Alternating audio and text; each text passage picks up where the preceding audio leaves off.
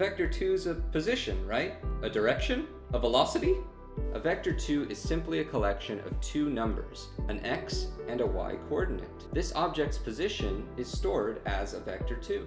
You'll notice if I move the object to the left, its x position decreases. And when I move the object to the right, its x position increases. All objects in your 2D game are represented by an x and y coordinate that you can modify in your code. Say you're making a platformer, for example. When you press the left arrow key, you might decrease your player's x position, and when you press the right arrow key, you might increase your player's x position each frame. Say you wanted to jump in your platformer. Well, now you need to modify the player's y position. A decreased y position moves the player up, and an increased y position moves the player down. There are many other things you can represent with Vector2. Another great example is scale. You can think of stretching an object as two directions. You can stretch the object horizontally, or you can stretch the object vertically. When we modify the scale's x value, you'll notice it stretches it horizontally, and you can go all the way down to 0, making the object disappear.